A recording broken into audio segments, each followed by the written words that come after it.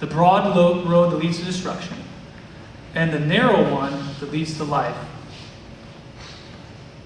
What's our call as Christians? The title of this morning's message is one word. It's sizzle. For our last place, I want to turn to 2 Corinthians 5. And I want to hit a couple points, and then we'll bring it to a wrap.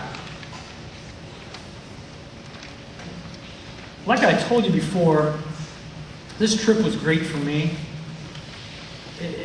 I need to do it more often because it gets the focus back on the most important thing. Sharing the gospel, sharing the love of Christ, calling people to a relationship with Christ, telling them there is a heaven, there is a hell. Not be afraid to say that. Not in condemnation, not in holier than thou. Not that I'm sweet because I'm going to heaven and I'm a Christian. That's the wrong attitude. But being bold enough to share that and to see, as we're called to see, seeing people. I remember towards the end of my career, there would be a time where I would score a touchdown or whatever, and I was all excited, but I'd look into the crowd and look, where are they going? Are they going to heaven or are they going to hell? And I remember that. And then what happens in life, I kind of get busy and I lose sight of that. But the desire for us as a church is to be seeing spiritually, to be looking at the people and going, where are they going? Having a heart for people. A desire to see people's lives change both now and forevermore. That's the heart of God. How do we get there? Because some of you guys are saying, all right, now that's cool for you, preacher guy, because you're kind of weird anyways, but me, I'm a little more reserved and, 2 Corinthians chapter 5, verse 14. Tune in. For the love of Christ compels us. Because we judge thus, that if one died for all, then all died. And he died for all, that those who live, that's all of us, should live no longer for themselves, but for him who died for them and rose again. Did you see that? I saw it portrayed in a commercial like nobody's business. Red wig homie is just rolling to the ditch, but he finally comes to Christ. He came to realize that burgers don't need to be that way. And he turns, but if you notice in the commercial, and we're going to run it one more time as we close here in a couple minutes, but he turns, and then he's like, what? And he's like looking around, and he starts talking and telling, and there's one lady that's walking by, it's the blonde-haired lady, and she's going, and she's like, hold on, there's something to this. She turns. But my favorite guy is the African-American homie. He's like, what? Yeah! He's like, yeah! He just freaks out. I'm like, man, can we get a church that's full of those guys? Not that they necessarily have to be African-American. No, I love the brothers, but I mean, you guys are welcome too, but I want that. I don't want this. I got to check off Sunday on my religious calendar.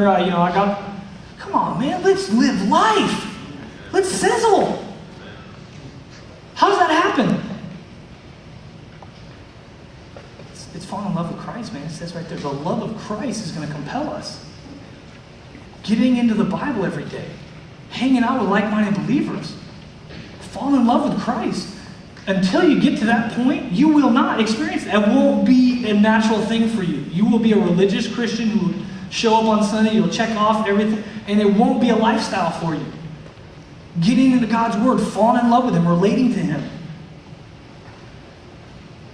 That's why our visions, it starts with love. It's love, serve, equip. It starts with love. Because if we try to go to serve and equip without love, it's fruitless. It's got to start there. It's got to start falling in love with Christ. And then having the agape love of God in us and then pouring through us to a world that needs it. Not of condemnation, not of bigotry, not of holier than thou, but of love. Genuine love for Christ. Drop down to verse 20 now in 2 Corinthians 5.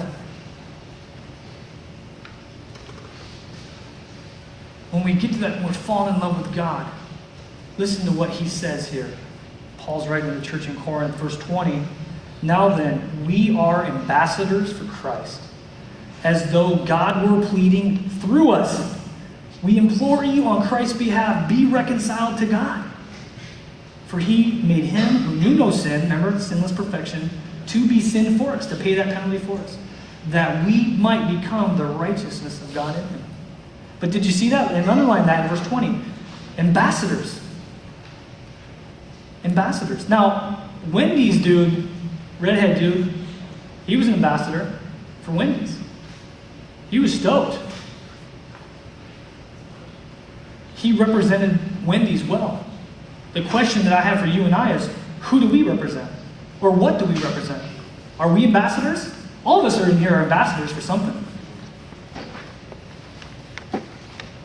You know, when we went to the Dominican Republic, we were ambassadors. We were representing who Christ was. Good or bad, we were. So when we went into a village and we present this gospel, we present who Jesus is, what they saw in us, the actions that they saw, the heartbeat, they directly connected that with who Christ is. We are ambassadors. If you have a U.S. ambassador to India, and this ambassador represents the United States in India, good or bad, the Indian folks are going to be like, all right, this is my picture of what the U.S. is all about. That is our call here, ambassadors for Christ. And I want to suggest 2 words about ambassadors. It's relationship